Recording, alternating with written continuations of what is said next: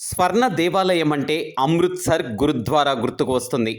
శ్రీ మహాలక్ష్మికి కూడా బంగారు ఆలయం ఒకటుంది. అది ఎక్కడ ఉంది?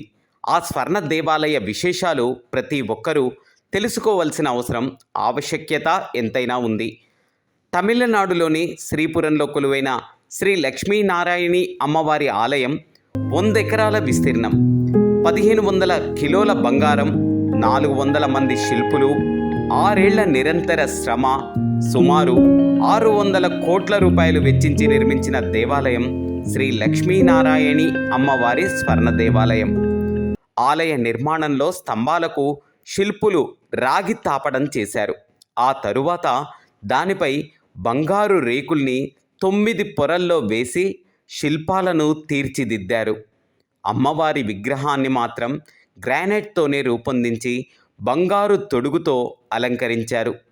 చెన్నైకి 140 కిలోమీటర్ల దూరంలో వేలూరు సమీపాన శ్రీపురంలో ఈ ఆలయం ఉంది. ప్రారంభంలో ఈ ప్రాంతం తిరుమల లైకోడిగా ప్రసిద్ధిగాంచినప్పటికీ మహాలక్ష్మి ఆలయాన్ని నిర్మించిన తరువాత శ్రీపురంగా మార్చారు. ఈ ఆలయాన్ని చేరుకోవాలంటే 5 కిలోమీటర్ల దూరం ఉన్న నక్షత్రపు ఆకారంలోని మార్గం గుండా వెళ్ళవలసి ఉంటుంది. ఈ మార్గం 2 వైపులా ఉండే గోడలపై భగవద్గీత, ఖురాన్, బైబిల్లోని ప్రవచనాలు రాసి ఉంచారు. వీటన్నింటినీ చదవటం వల్ల భక్తులు తమ అజ్ఞాన అంధకారాలను వీడి జ్ఞానంతో బయటకు వెళ్తారని ఆలయ నిర్మాణంలో కీలక పాత్ర వహించిన శక్తి అమ్మ ఉద్దేశం. ఈ ఆలయానికి 7 ద్వారాలు ఉంటాయి. మానవుడు తన 7 జన్మలని దాటుకొని మానవ జన్మ పొందుతాడు అనే విధంగా ఈ ద్వారాలను ఏర్పాటు చేశారు.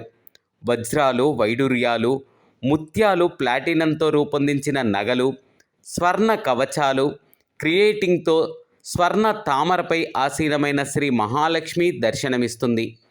ఆలయ సందర్శన ముగించుకొని బయటికి వచ్చేసరికి అమ్మవారి దివ్య మంగళ స్వరూపం గోడలపై కనిపించే మత గ్రంథాల బోధనలు భక్తులకు దివ్య జ్ఞానాన్ని ప్రసాదిస్తాయి, వారిని ఆధ్యాత్మిక మార్గంలో నడిపిస్తాయి అని శక్తి అమ్మ చెబుతుంటారు.